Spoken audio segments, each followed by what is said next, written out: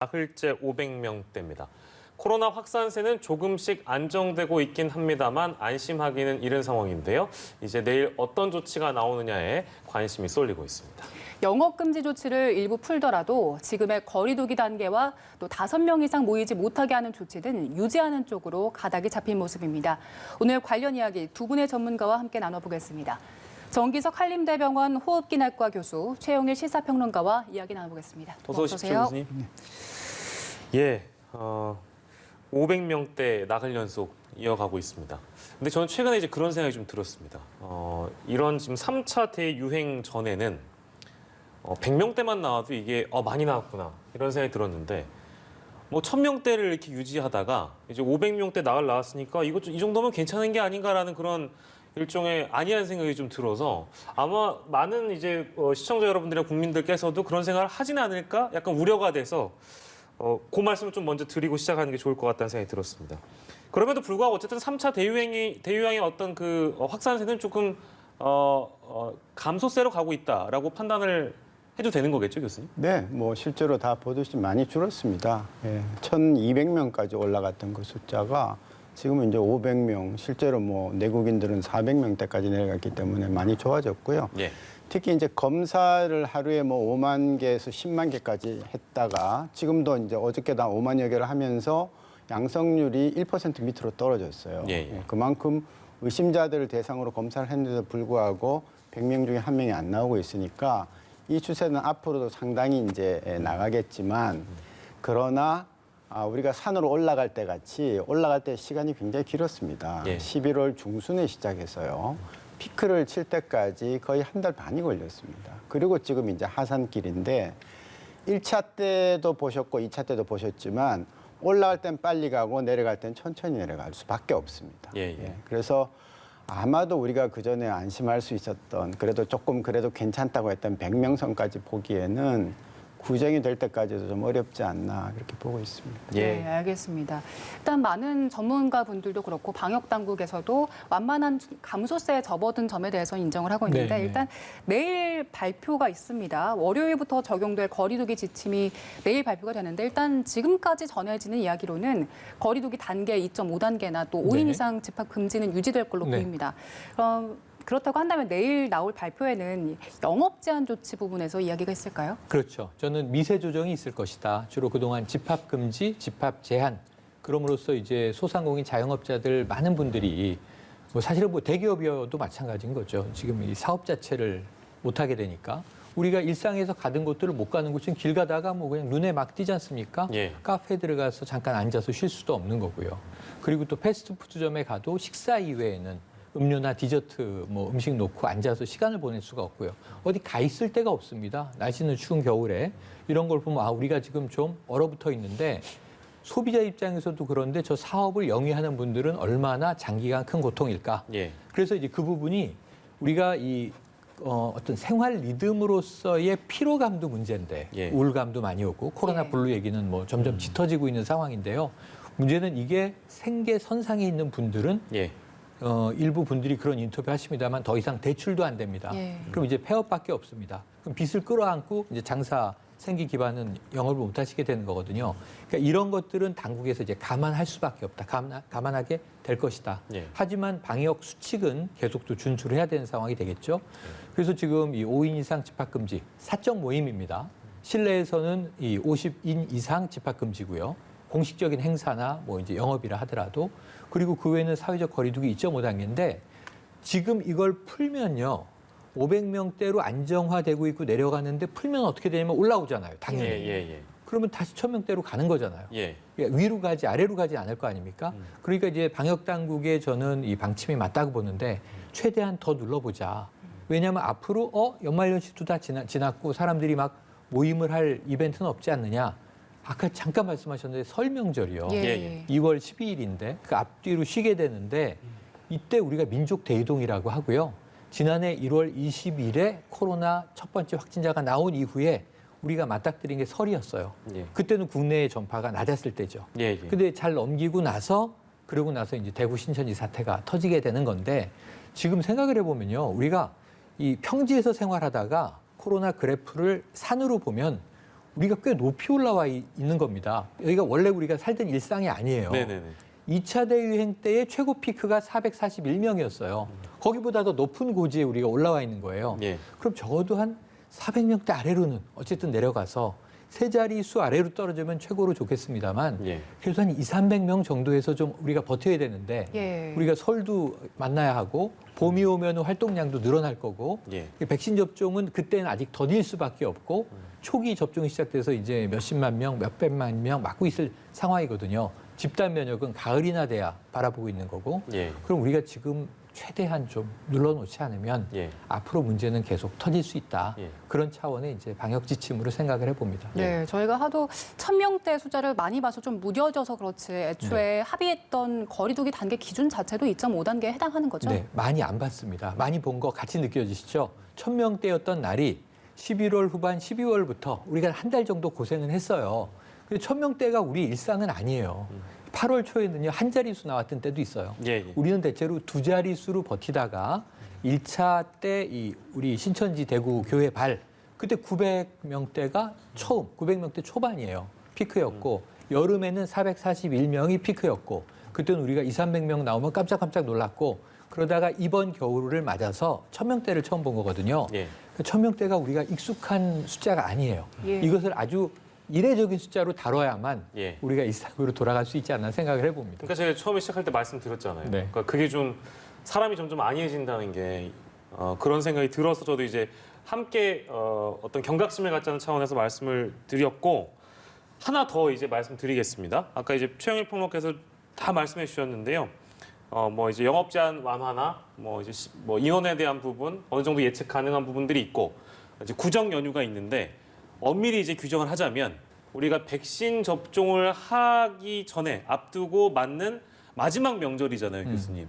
사실은 설도 보내받고 추석도 보내봤는데 이번 설이 어찌 보면 지난 명절들보다 지난 연휴들보다 더 훨씬 중요하기 때문에 이동을 하지 않아야 되는 게 맞지 않겠습니까, 교수님? 네, 아쉽지만 그렇습니다. 자, 우리 지난 작년의 설은 그냥 멋모르고 그냥 넘어갔습니다. 예, 환자는 들어왔는데 설 다 했습니다.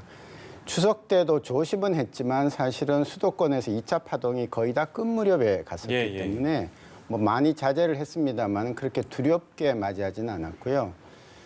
이번 설은 제가 아까도 말씀드렸지만 100명 숫자를 아마 못 보고 그 윗선에서 설을 맞을 가능성이 많기 때문에 이동이 있으면 사실은 뭐 그 다음부터는 언제 끝날지 모르는 그런 상황이 됩니다. 특히 지금 수도권을 중심으로 계속 60%, 70%의 확진자들이 계속 나오고 있는데 결국 수도권과 비수도권의 교류가 되는 것이 설이니까요. 그래서 뭐 할 수 없이 또 이번 설은 좀 그전 설 추석과는 좀 다른 각오를 하셔야 되겠다 이렇게 말씀드립니다. 더 큰 각오 하도록 하겠습니다. 그 정도로만 하고 저희 이제 코로나 그 후유증 얘기를 좀 저희가 해볼까 하는데요. 감염됐다가 회복한 국내 환자들을 조사를 해봤더니 다양한 후유증을 겪고 있습니다.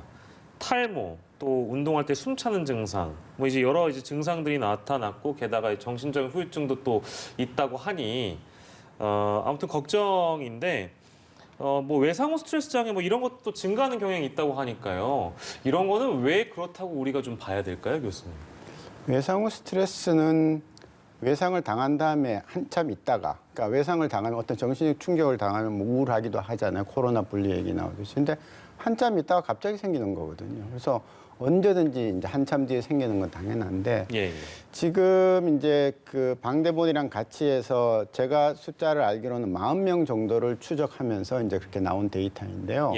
저는 이 기회에 지금 우리가 7만 명 환자가 있지 않습니까? 그분들에 대해서 어떤 등록 시스템을 마련해서 한번 어떤 후유증들을 앓고 있는지에 대해서 조사를 좀 해줄 필요가 있다고 봅니다.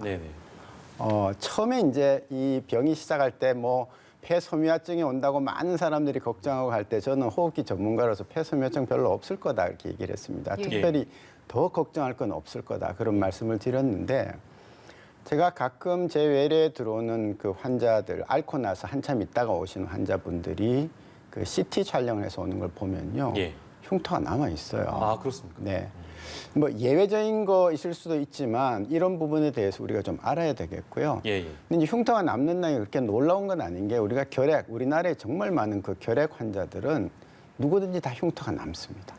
그래서 어떤 균은 흉터를 많이 남기고 어떤 예. 균은 덜 남기는데 그러면 이 코로나19 균은 과연 얼마나 흉터를 남길 것이냐라는 거고요. 흉터 자체가 그렇게 중요한 건 아닌데 그만큼 호흡 기능이 약해지거든요. 그러다 보니까 젊을 때는 모르는데 나이가 들면 자동차 엔진하고 같은 거예요. 자동차 엔진 한 2000cc짜리 타고 다니다가 예. 갑자기 1000cc가 되는 거예요. 예. 그럼 언덕길에서 못 올라가겠죠. 마찬가지로 나이가 들면 엔진이 줄어드니까 언덕길에서 못 올라가는 거예요. 숨이 차신 거죠. 근데 더더욱이 더 줄어드니까요. 그래서 그런 문제들을 좀 철저히 조사해서 이분들이 시간이 가더라도 정상 생활을 유지할 수 있도록 또 환자 동호회라는 게 있습니다. 예. 그래서 예, 예. 뭐 이제 뭐 우울감이라든지 스트레스라든지 뭐 탈모니 등등에 대해서 이제 동호회가 있으면 예. 또 동병상련하면서 조금 더 정신적인 것은 업시킬 수가 있거든요. 예. 그래서 이 부분은 제가 예상했던 것보다는 전 세계적으로도 많은 보고들이 나오고 있는데 아직까지 10,000명 갖고는 안 됩니다. 정말로 대대적인 조사를 해서 정말 몇 %씩 나오는지를 알고 그게 교과서에 실릴 정도의 제대로 된 통계라면은 그때부터 국가는 그거에 대해서 제대로 된 어떤 대책을 세울 준비를 해야 되는 거죠. 네. 예.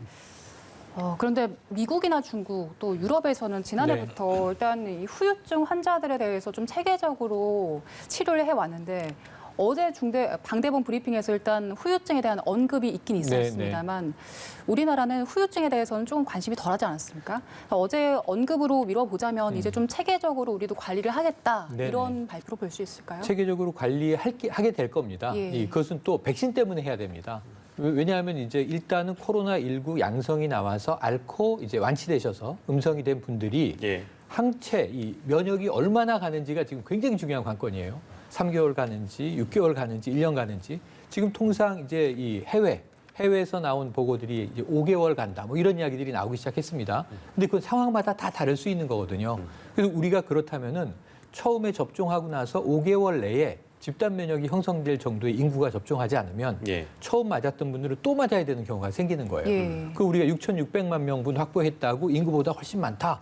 이게 모자라는 것이 될 수도 있어요, 나중에는. 그래서 이제 맞는 주기에 따라 또 달라질 수 있어서 이건 지켜보기로 하는데 예. 백신 또 이 집단 면역 항체 보유의 기간 때문에 이 앓고 나신 분들은 당연히 트래킹이 추적이 돼야 되는 거고 예. 그다음에 이제 결국은 후유증에 대한 연구가 있어야 되는 거고 그다음에 여기 사회 심리적인 문제가 또 들어갑니다. 우울감 문제 얘기하시는데 예. 외상후 스트레스 장애라고 하는 것은 심리적인 질환이 되는 것이고 이걸 우리가 쉽게 트라우마라는 표현으로 많이 쓰잖아요. 근데 이 트라우마에는 사회적인 영향도 있어요. 우리가 계속 이야기하는 게 코로나 블루 얘기해서 앓고 난 분들이 왜 이렇게 위축이 될까? 이건 사회적 낙인 효과도 있는 거예요. 예. 즉 확진이 된 분들의 확진이 된 상황과 혹은 확진이 얼마나 전파됐는가 우리 한번 이태원발 생각을 해보세요. 그때 한 명이 매일 언론에 나왔어요. 학원 강사인데 왜 직업을 숨겼느냐. 예. 자신은 두려웠다. 이런 얘기를 했는데 지금 법정 구속돼서 처벌도 받고 있고 예. 그 상황에서 7차 감염까지 갔고요. 이태원에서 처음으로 익명검사가 등장했어요.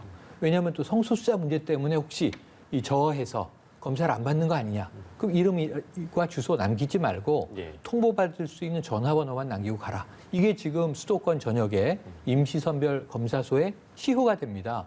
그러니까 이런 식으로 우리가 사람들을 배려하는 방법을 고민하면서 이 앓고 난 분들에 대해서 대응하지 않으면 정말 저 사람은 확진자였지 이게 또 낙인 효과의 문제를 야기시킨단 말이죠. 예. 안 그래도 몸도 다 회복되지 않아서 몸이 생리적으로 아프면 마음이 밝을 리가 없잖아요. 정말 마인드 컨트롤하기가 쉽지 않은데 여기 사회적인 또 어떤 편견이나 예. 시선이 이제 작용하면 더 문제가 될 수 있거든요. 예. 이런 문제를 우리 사회에서 치유하고 잘 슬기롭게 극복하기 위해서는 당연히 굉장히 다양한 생리적인, 심리적인 연구가 병행돼야 된다는 생각이 듭니다. 예.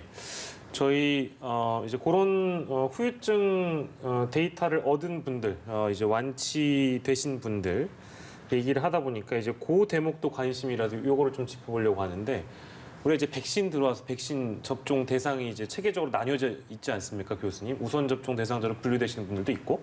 근데 완치자도 백신을 맞아야 되는가? 이 질문이 좀 많이 달리는 것 같아요. 근데 그 사례로는 이제 해외 사례를 보면 트럼프 대통령의 경우에도 코로나에 걸렸다가 이제 완치된 것으로 알려지고 있는데 정치권에서 뭐 백신 맞아라, 너도 나도 맞아라 하면 이제 그런 같은 맥락에서 얘기가 나오기도 하고. 그러면 그 실제 완치되신 분들도 백신을 맞아야 되는 건가? 이런 물음표가 달립니다. 어떻게 좀 봐야 될까요?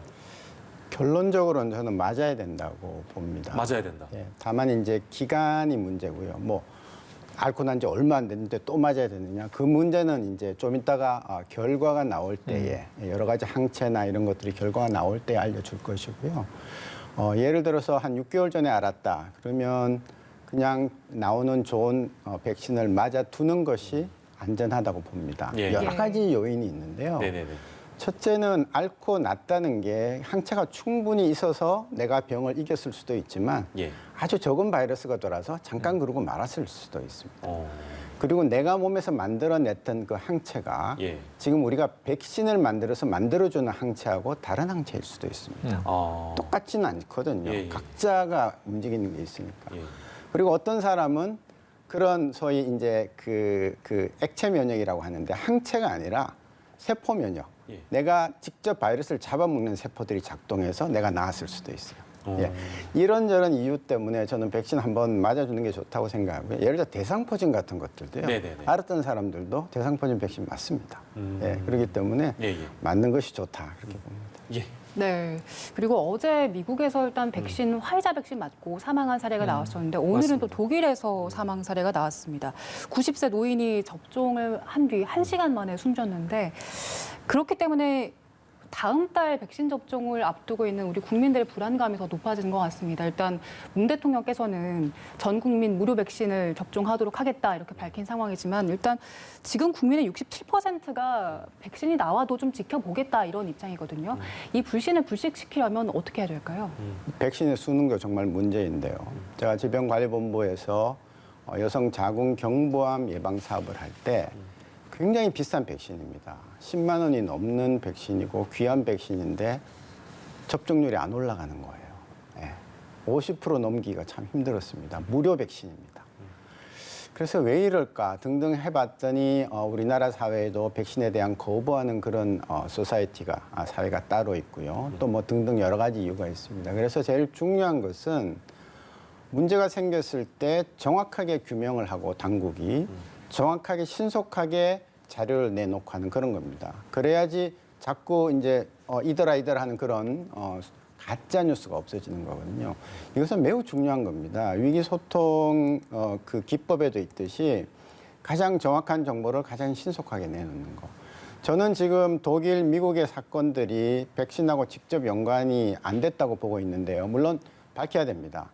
서로 됐다 하더라도 그것이 백신의 잘못이 아니라 그 맞은 사람이 대처하는 요령이 잘못됐다라든지 또 예를 들어서 지금 우리나라 환자분들 1000명이 걸리면 17명이 돌아가세요. 굉장히 많은 겁니다. 그런데 예를 들어서 백신은 5천만 명이 맞았는데 뭐 한두 명이 백신 관련해서 사망을 했다. 그럼 우리 안 맞을 겁니까? 그렇지 않거든요. 예, 그냥 지금 나오는 사망이 너무 많으니까. 그래서 그런 것들을 다 이제 얘기를 꾸준히 하면서 방역 당국에서 그걸 하면서 백신에 대해서 수능도를 높일 수 있도록 또 수능도를 강제로 높이는 게 아니라 각자 국민 각자가 알아서 내 몸이니까 스스로 옳다 나는 맞아야 되겠다라는 분위기가 갈 수 있도록 최대한 정성을 기울여야 된다고 봅니다. 예, 저희 백신 얘기하고 있는데 이제 말씀 도중에 속보가 들어와서 백신과 관련된 속보입니다. 문재인 대통령의 백신 관련 언급이 나왔는데요.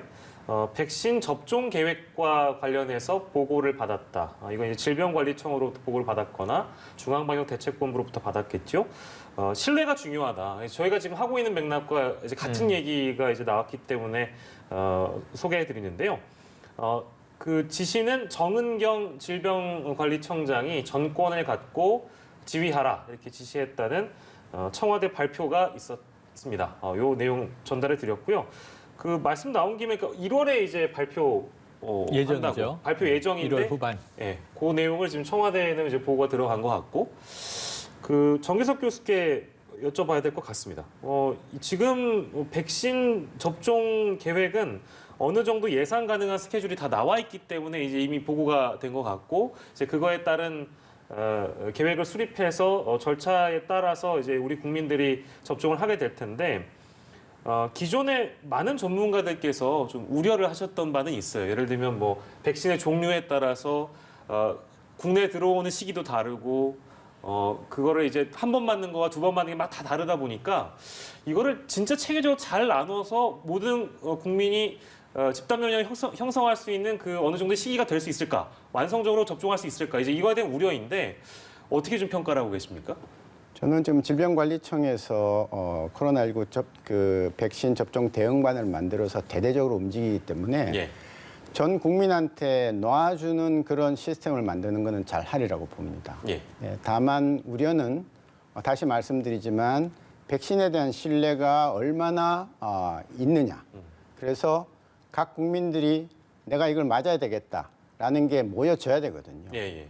100%가 다 간다고 해야 겨우 우리가 60~70%를 얻을 수가 있습니다. 예. 예. 또 하나는 이제 이 백신에 대한 그 신뢰도 문제도 있고 또 하나는 이제 얼마나 짧은 시간에 동시에 면역을 갖게 할 거냐는 예, 거죠. 예. 그래서 이거는 역시 항체 지속 기간을 봐야 합니다만은 우리가 2, 3, 4월에 열심히 맞춰서 한 1,000만 명을 맞췄는데 네. 그 다음에 9월 달 돼서 이제 마지막 완료를 다 하고 예를 들어서 봤더니 2, 3, 4월에 맞은 분들은 항체가 없어진 거예요. 예, 예. 그럼 또 한 번 더 맞아야 되겠죠. 더 맞아서 된다면 그건 할 수 있습니다. 우리가 지금 뭐 5,600만 명분 더 이제 많이 준비를 하니까요. 이제 그런 것들을 잘 계산을 해서 우리의 목표는 적어도 이번 9월 혹은 11월 달까지 국민 전체가 집단 면역에 의해서 코로나19의 공포에서 많이 떨어질 수 있도록 하는 게 목표가 됩니다. 예, 알겠습니다. 이 내용까지 저희가 정리를 하고요. 두 분의 전문가와 오늘 함께했습니다. 정기석 한림대 성심병원 호흡기내과 교수, 최영일 식사평론가 함께했습니다. 고맙습니다. 고맙습니다.